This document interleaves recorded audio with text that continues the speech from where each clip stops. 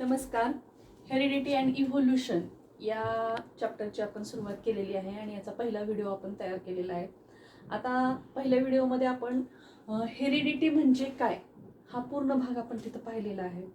हेरिडिटीचे काय उपयोग आहेत दैनंदिन जीवनामध्ये, what is the importance of heredity in our life, हे सुद्धा आपण तिथं पाहिलेलं आहे. त्याचबरोबर बघा, जेनेटिक्समध्ये जे काही नवीन तंत्रज्ञान आले, जेनेटिक इंजिनिअरिंग, तर ते कसं उपयोगी पडतंय ते पण आपण पहिल्या व्हिडिओमध्ये पाहिलेलं आहे. आणि महत्त्वाची जी प्रोसेस आहे प्रोटीन सिंथेसिसची, ती आपण पहिल्या व्हिडिओमध्ये पाहिलेली आहे. फक्त त्या भागामधला एक छोटासा भाग तिथं चुकीने राहून गेलेला होता. तर तो बघा, डॉक्टर गोविंद खुराना हे इंडियन सायंटिस्ट आहेत आणि ह्या इंडियन सायंटिस्टला नोबेल प्राइज मिळालेलं आहे इन 1968. 1968मध्ये त्यांना नोबेल प्राइज मिळालेलं आहे. तर कशासाठी नोबेल प्राइज मिळालेलं आहे? आपण प्रोटीन सिंथेसिसमध्ये बघितलं होतं ट्रिपलेट कोडॉन.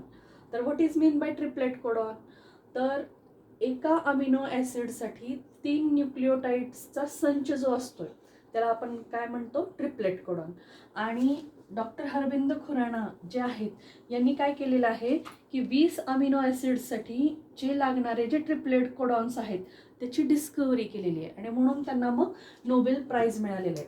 बघा परत एकदा, doctor Govind Khurana discovered triplet codes for 20 amino acid, and for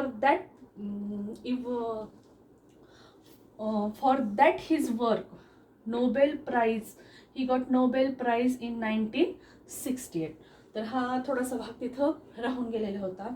आता आजच्या आपल्या या व्हिडिओमध्ये आपल्याला पाहायचं आहे इव्होल्युशन.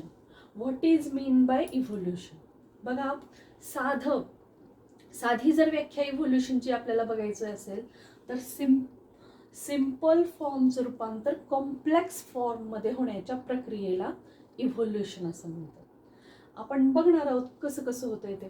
तर इथं बघा, इव्होल्युशनची व्याख्या आता मी मागेही तुम्हाला सांगितलेलं आहे की ज्या वेळेस डेफिनेशन आपल्याला तिथं लिहायची असते त्यावेळेस त्याच्यामधला एकही शब्द इकडं तिकडं होता कामा नये, किंवा जर एखादा शब्द विसरून गेला तर त्याचं मिनिंग बदलतंय.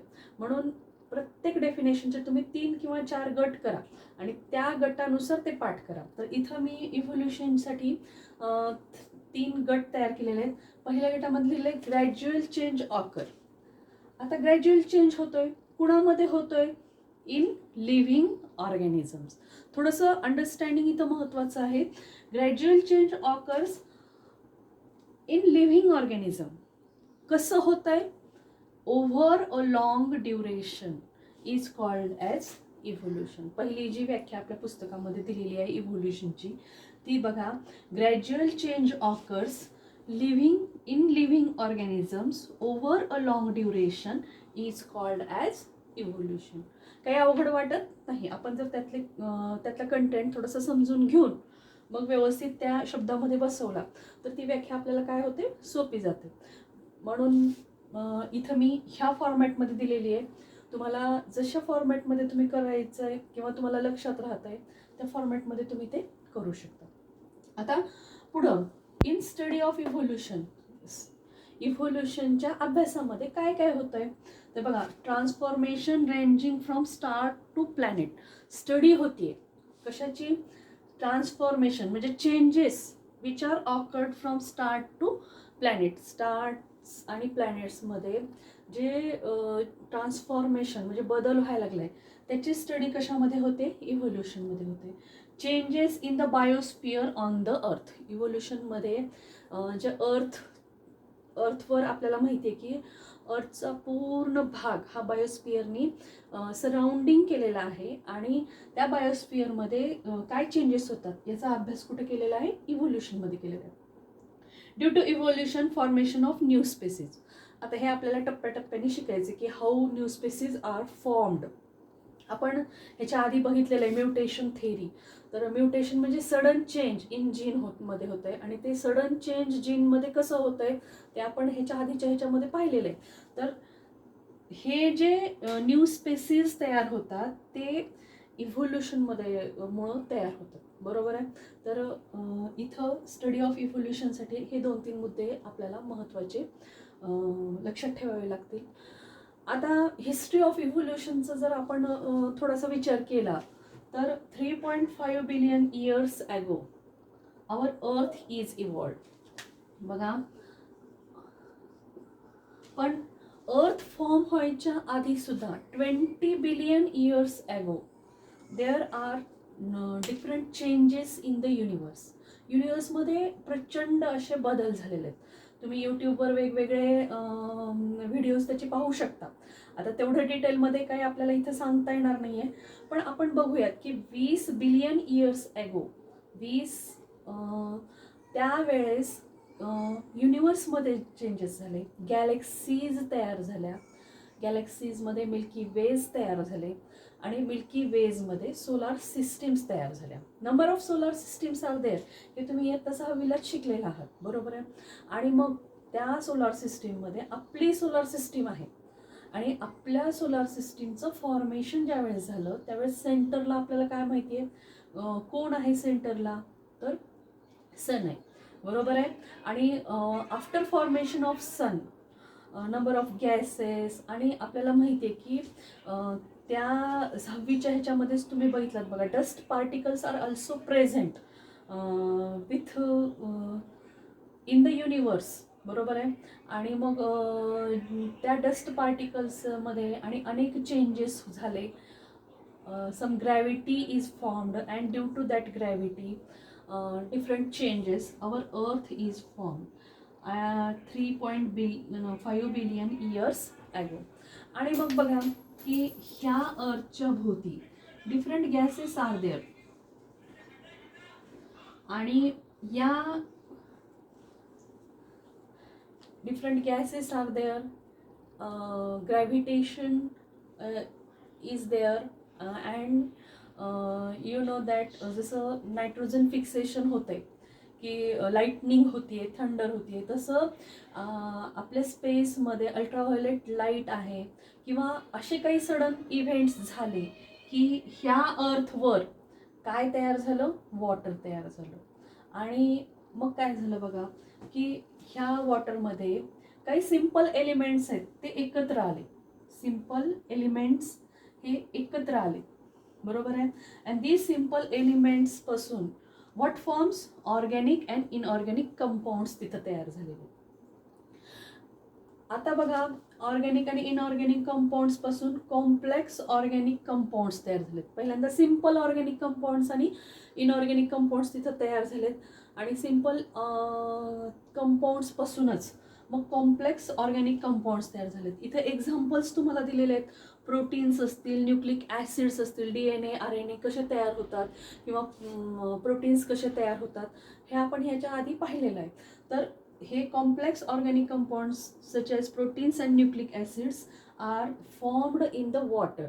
आपण नेहमीच म्हणत असतो की first living thing is evolved किंवा developed in the sea water.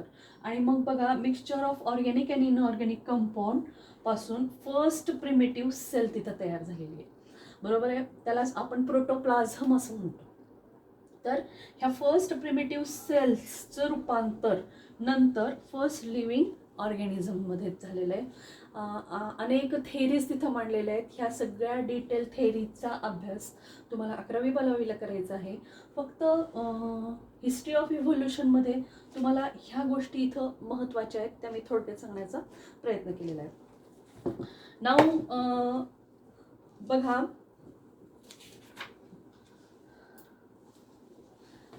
आता इव्होल्युशन झालं, बरोबर आहे. फर्स्ट लिव्हिंग ऑर्गॅनिझम तिथं तयार झाला आणि युनिसेल्युलार ऑर्गॅनिझम पासूनच मल्टीसेल्युलार ऑर्गॅनिझम्स तिथं तयार झालेले आहेत. तर मी तुम्हाला पहिल्यांदाच सांगितलंय की what is mean by evolution.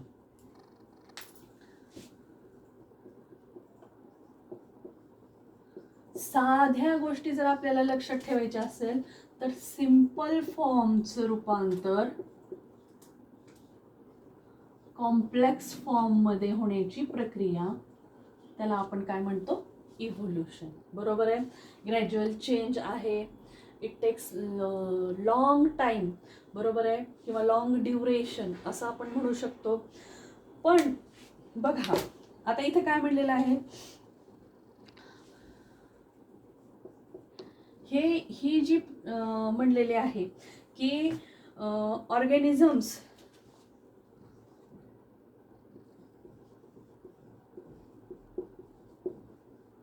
Simple पासून कॉम्प्लेक्स तयार झाले, बरोबर आहे.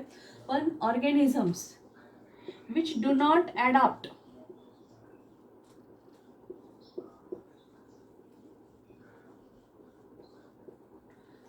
with the surroundingशी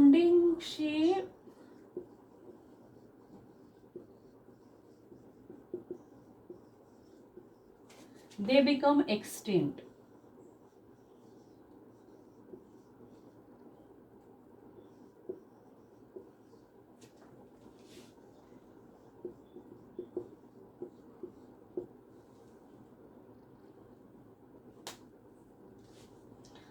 पण those organisms which can adapt with the surroundings, they grow, develop on the earth. बघा तुम्हाला इथं पुस्तकामध्ये काही प्रश्न विचारलेले आहेत. पहिलाच प्रश्न विचारलेला आहे बघा, what is the function of appendix of our digestive system. अपेंडिक्सचा काही उपयोग आहे का? नो. का नाही आहे तो आपल्याला थोडंसं पुढे गेल्यानंतर पुढच्या व्हिडिओमध्ये आपण बघूयात. Are the wisdom teeth really useful for chewing the food. चावण्यासाठी अक्कल दाढा हे आपल्याला उपयोगी पडतात का? तर त्याचं सुद्धा उत्तर काय म्हणता येईल? No, they are not, because we see that these wisdom teeths grow after 20s और आफ्टर द पबर्टी. म्हणजे ज्या वेळेस आपली पूर्ण वाढ होतीये त्याच्यानंतर हे विजडम टीथ आपल्या शरीरामध्ये ग्रो होतात आणि त्याचा काहीही उपयोग होत नाही. दे आर अपेंडिक्स असो किंवा विजडम टीथ असो, they are the vestigial organs. Why did the huge animals like dinosaurs become extinct. आता डायनासोर्स सारखे मोठे प्राणी हे का नामशेष झाले? तर आत्ताच मी तुम्हाला सांगितलं होतं बघा की organisms which do not adapt with the surroundings they become extinct. आणि त्याचंच एक्झाम्पल काय आहे? डायनासोर्स आहे. आता dinosaurs they do not adapt with their surroundings, बरोबर आहे. आणि दुसरा महत्त्वाचा मुद्दा काय इथं सांगितलेला आहे की स्केअरसिटी ऑफ फूड झाले त्या आईस एजमध्ये. डायनासोर्सच्या एजला आपण आईस एज पण म्हणतो आणि त्या एजमध्ये देअर इज स्केअरसिटी ऑफ फूड आणि त्या फूडची स्केअरसिटी झाल्यामुळं they do not get food. आणि मग त्यांनी तुम्ही तो पिक्चर पाहिला असेल डायनासोर्सचा, तर ते स्वतःच्या स्पेसीजना खायला सुरुवात केली आणि असं केल्यानंतर ते पूर्णपणे काय झालेले आहेत? एक्सटिंक्ट झालेले आहेत. Why are many species of animals and birds getting extinct. अनेक ॲनिमल्स आणि बर्ड्सच्या ज्या स्पेसीज आहेत त्या पूर्णपणे नामशेष का झाल्या आहेत? तर इथं पण आपल्याला सांगता येईल की स्केअरसिटी ऑफ फूड असेल किंवा शेल्टर असेल. त्यांना फूड आणि शेल्टर हे अर्बनायझेशन, पोल्युशन अशा अनेक कारणामुळं काय झालेलं आहे? डिफॉरेस्टेशन. बर्ड्स आणि ॲनिमल्सचं शेल्टर गेलेलं आहे आणि त्यांना फूडसुद्धा स्केअरसिटी झालेली आहे. आणि महत्त्वाचा पुढचा अजून एक मुद्दा आहे की आपल्याला माहिती आहे की हंटिंग आणि पोचिंग. बघा इथं अजून एक महत्त्वाचा मुद्दा सांगायचा आहे मला की बर्ड्स हंटिंग म्हणजे शिकार आणि POACHING पोचिंग. तर पोचिंग म्हणजे काय? तर भाजून खाण्यासाठी त्यांचा वापर करणे. तर हंटिंग आणि पोचिंग या दोन कारणासाठी सुद्धा ते काय झालेले आहेत? एक्सटिंक्ट. तर सांगण्याचा मुद्दा असा आहे इथं की organisms which do not adapt with the surrounding they become extinct, and the organisms which can adapt with their surroundings they grow बरोबर आहे. आणि जे ऑर्गॅनिझम्स ज्यांची ग्रोथ झालेली आहे त्यांच्या स्पेसीज जास्त झालेल्या आहेत, म्हणजे डिफरंट स्पेसीजमध्ये त्यांचं रूपांतर झालेलं आहे. आणि हे जे सगळं झालेलं आहे ते कोणत्या थेरीमुळे झालेलं आहे? According to the theory of natural selection.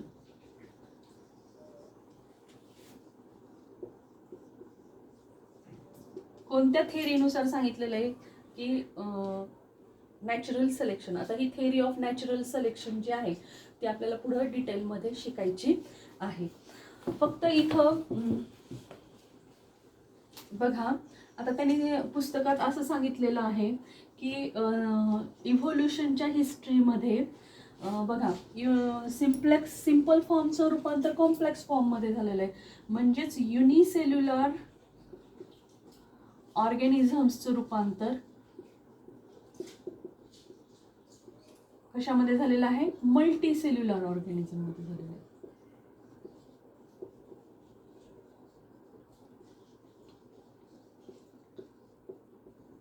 आणि पुस्तकामध्ये त्याच्यासाठी त्यांनी ॲनिमल्सचं उदाहरण दिलेलं आहे. In animals amoeba, पॅरेमेशियम,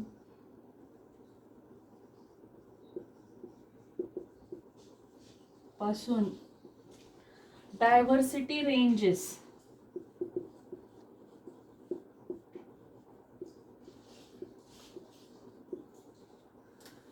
giant whale और मॅन.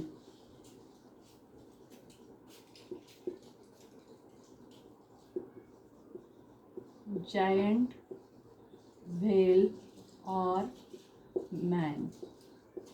आणि प्लांट्ससाठी त्यांनी उदाहरण दिलेलं आहे बघा. प्लांट्समध्ये क्लोरेल्ला युनिसेल्युलर प्लांटचं उदाहरण आहे. क्लोरेल्ला पासून ते ह्यूज बनियान ट्री.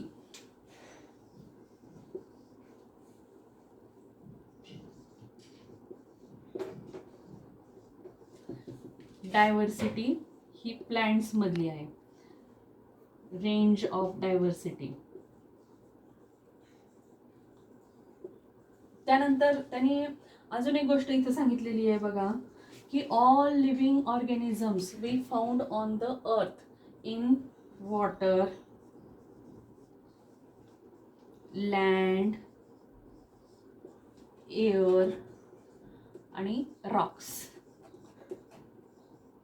म्हणजे जळी, स्थळी, काष्ठी, पाषाणी. बरोबर आहे. पंचमहाभूत तुम्हाला माहिती आहेत मराठीमध्ये. जल, वायू, अग्नी, हवा आणि खडक. ह्या सर्व गोष्टींमध्ये लिव्हिंग ऑर्गॅनिझम्सचं अस्तित्व आपल्याला तिथं पाहायला मिळतंय. तर this is the history of evolution. बरोबर आहे. अनेक इव्होल्युशनसाठी अनेक थेरीज मांडल्या गेलेल्या आहेत. तर मी ह्याच्या आधी पण तुम्हाला सांगितलेलं आहे की इव्होल्युशनच्या थेरीज तुम्हाला डिटेलमध्ये वेगवेगळ्या शास्त्रज्ञांच्या 11वी-12वीला शिकायच्या. पण इथं आपल्याला आता थेरी ऑफ इव्होल्युशन जी शिकायची आहे ती आपल्या पुस्तकामध्ये दिलेली की 7 ते 8 मुद्द्याच्या आधारे आपल्याला इथं शिकायची आहे. थेरी ऑफ इव्होल्युशन असा जर प्रश्न तुम्हाला विचारला तर बरेचदा तुम्हाला प्रश्न पडतोय की काय लिहावं. आणि आपल्या पुस्तकामध्ये मुद्देसूद उत्तरं तिथं दिलेले आहेत. आणि आपल्या विशेष म्हणजे बोर्ड पॅटर्नला की मॉडेल ॲन्सरमध्ये जर ते असेल तर तिथं मार्क दिले जातात. म्हणून मी बरेचदा सांगत असते की मॅथ्स आणि फिजिक्सला कन्सेप्ट महत्त्वाचा आहे. बरोबर आहे. पण सायन्स बी सेक्शनला कंटेंट महत्त्वाचा आहे आणि तोही आपल्या पुस्तकातलाच महत्त्वाचा आहे. तुम्ही एक्स्ट्रा काही माहिती लिहिली तर मग तो पॉईंट बरोबर जरी असला तरी तिथं मार्क दिले जात नाहीत. म्हणून पुस्तकात जसं आहे तसंच ते आपल्याला लिहायचं आहे. तर तुम्हाला प्रश्न जर विचारला की write the theory of evolution किंवा what is the theory of evolution, तर आपण ही 6 मुद्द्यांच्या आधारे इथं बघणार आहोत. Theory of evolution.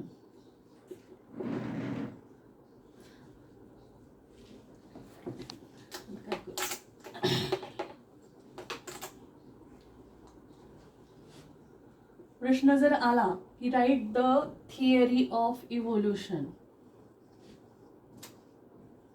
3 मार्काला, तर तुम्हाला हे 5-6 मुद्दे तिथं लिहायचे आहेत, जसेच्या तसे पाठ करून पुस्तकातलेच.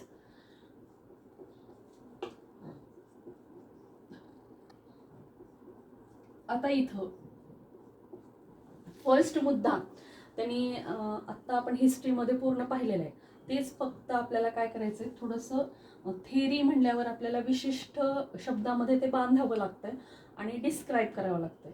तर पहिला जो मुद्दा आहे, first living material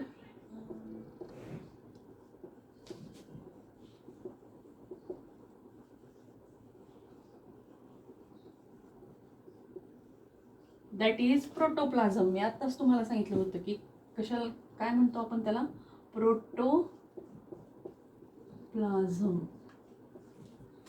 first living material protoplasm is formed in ocean.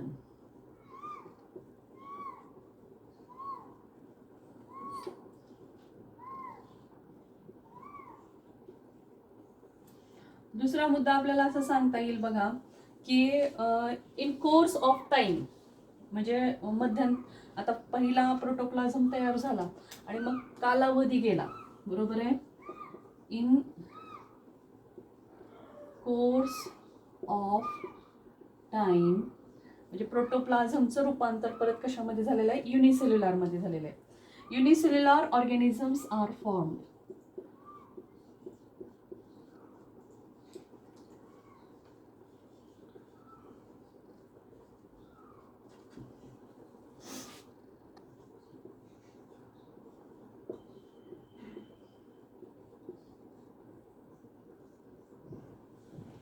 आपण आताच बघितलेलं आहे थिअरी ऑफ इव्होल्युशनमध्ये की पहिल्यांदा काही ऑर्गॅनिक एलिमेंट्सपासून सिम्पल ऑर्गॅनिक कंपाऊंड्स तयार झाले, कॉम्प्लेक्स ऑर्गॅनिक, पण ते आपल्याला इथं थिअरी ऑफ इव्होल्युशनमध्ये लिहायचे आहेत का, नाही, ते हिस्ट्रीमध्ये आपण पाहिले. इथं आपल्याला सांगायचं की फर्स्ट लिव्हिंग मटेरियल प्रोटोप्लाझम हे कुठं तयार झालेलं आहे, ओशन म्हणजे समुद्रामध्ये तयार झालं आहे. आणि इन कोर्स ऑफ टाइम आपण पाहिलेलं आहे की सिम्पल फॉर्मचं रूपांतर कॉम्प्लेक्स फॉर्ममध्ये, पण सिम्पल फॉर्म आधी प्रोटोप्लाझम पासून तयार झालेला आहे, म्हणून इथं in course of time unicellular organisms are formed. आता बघा काय झालेलं आहे, ग्रॅज्युअल चेंजेस. इव्होल्युशन म्हणजे काय आहे, ग्रॅज्युअल चेंजेस आहेत. Gradual changes occurs in the unicellular.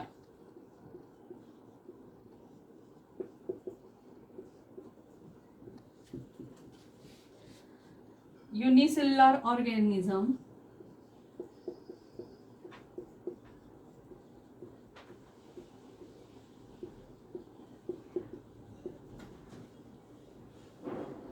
from which larger and more complex organisms were formed. From which larger and more complex organisms are formed. आता इव्होल्युशनच्या व्याख्येमधला महत्त्वाचा जो मधला टप्पा आहे, इन लॉंग ड्युरेशन. मग हे जे ग्रॅज्युअल चेंजेस आहेत ते लगेच झालेत का, नाही, तर 300 करोड इयर्स हे त्याच्यासाठी तिथं लागलेले आहेत. तर तेच इथं पुढच्या मुद्द्यात सांगायचं आहे, all these changes are slow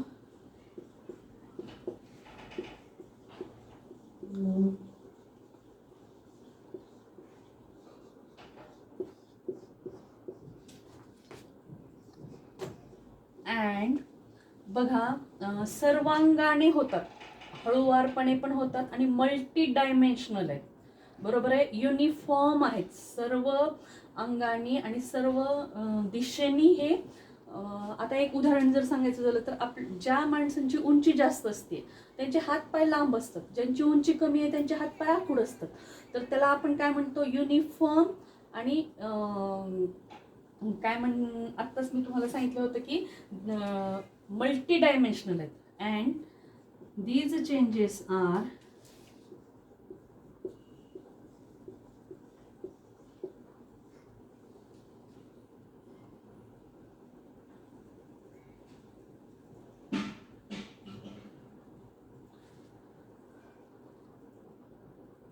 all around and multidimensional.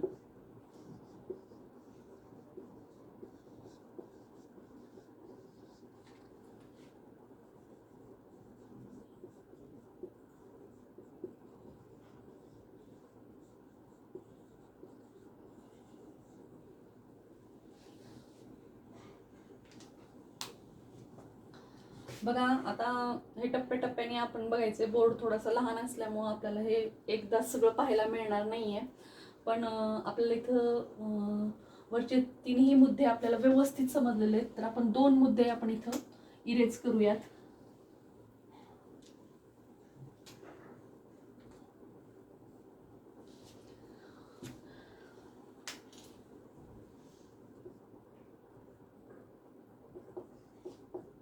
All these changes are slow and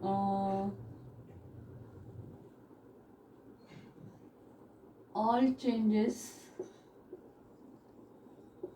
are gradual. टप्प्याटप्प्याने होतात. बरोबर आहे. सॉरी.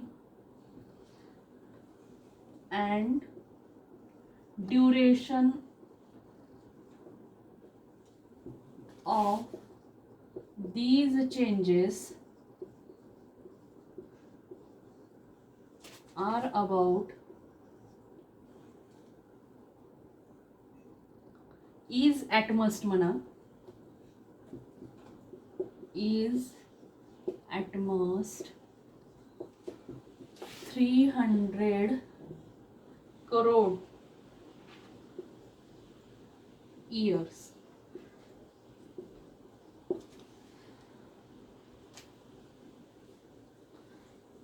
आणि इथं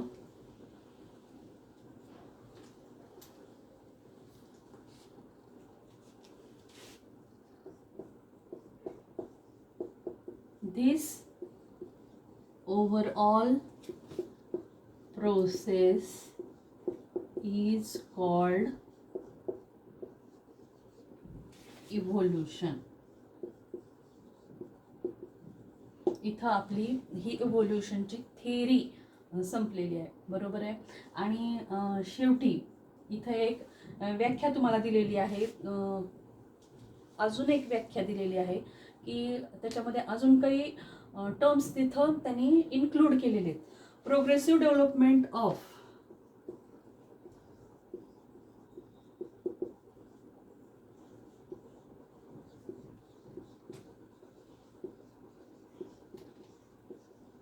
plants and animals.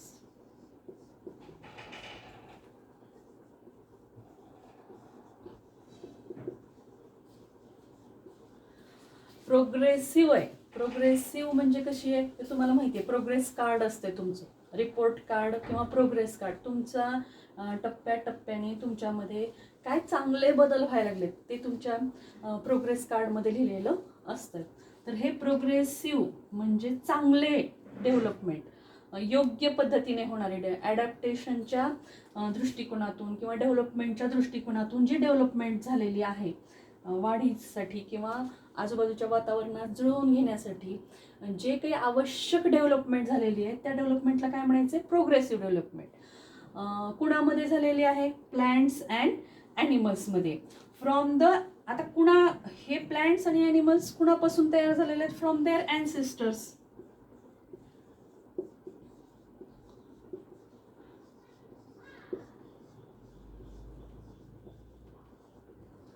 अँसेस्टर्स म्हणजे पूर्वज.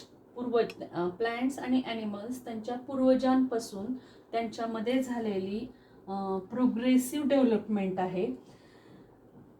Having different structural and functional organisation.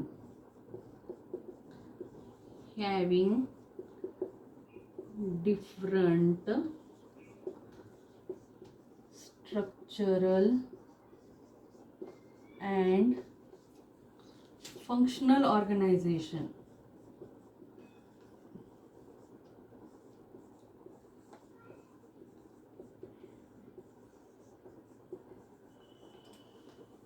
Is called evolution.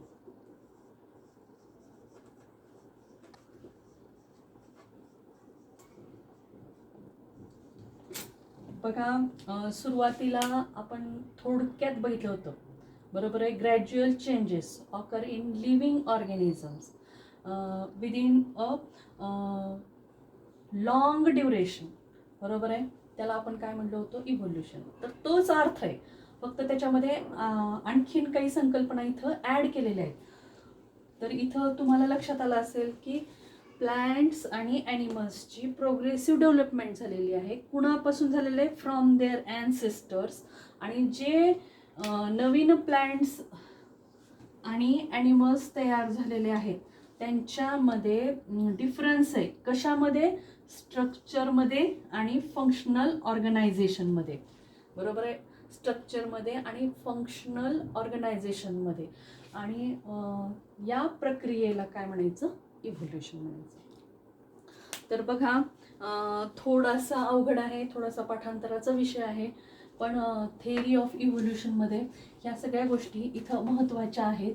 आपण थोडक्या थेअरी ऑफ इव्होल्युशनचे 6 टप्पे परत एकदा बघूयात. व्याख्या तुम्हाला खूप अतिशय चांगल्या पद्धतीने मी समजावून सांगितलेली आहे, पण तरीही एक 6 मुद्दे मला शॉर्टमध्ये इथं लिहावेसे वाटतात रिव्हिजनसाठी. 3, 4, 5 आणि 6. थेअरी ऑफ इव्होल्युशनमध्ये जर 3 मार्काला प्रश्न आला तर इथे अर्धा, इथे अर्धा, इथे अर्धा, इथे अर्धा, इथे अर्धा आणि इथे अर्धा, असे अर्धा अर्धा अर्धा मार्क मिळून तुम्हाला 3 मार्क मिळतात. तर पहिल्यांदा काय लिहायचं आपल्याला, first living material that is protoplasm. कुठं तयार झाले हे, डेव्हलप्ड इन ओशन, OCEAN. लक्षात आलं. आणि इन कोर्स ऑफ टाइम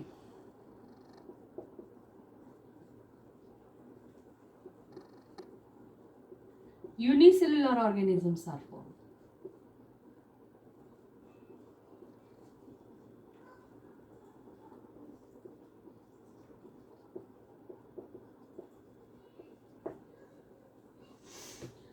दुसरा मुद्दा आपल्याला तिथं तो सांगावा लागेल. त्याच्यानंतर काय म्हणावं लागेल की gradual changes occurs in unicellular organisms from which unicellular organisms पासून काय झालेलं आहे तिथं, more complex organisms were formed.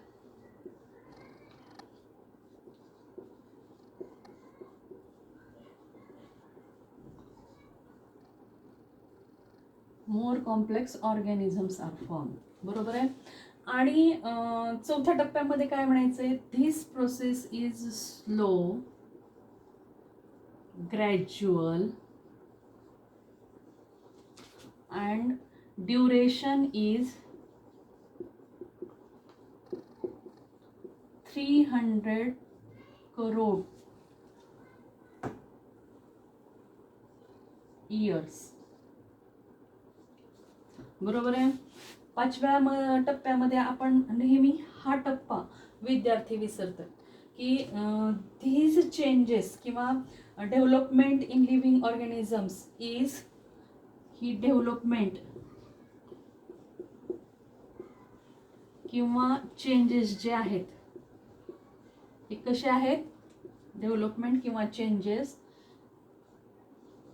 All around आहेत and multi-dimensional.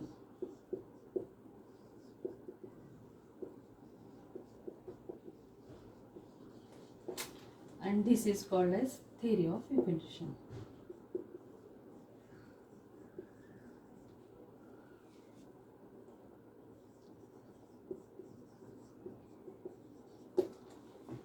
तर तुमच्या उत्तरामध्ये हे 6 महत्त्वाचे मुद्दे आले पाहिजेत तिथं. आणि हे वाक्यात कसे बसवायचे हे तुम्ही थोडीशी वाक्यरचना खालीवर झाली तरी चालते, पण थेरीज किंवा डेफिनेशन्स ह्या जशा आहेत तशाच पुस्तकात लिहायच्यात. तर बाकीचा भाग आपण पुढच्या व्हिडिओमध्ये बघूया. थँक्यू.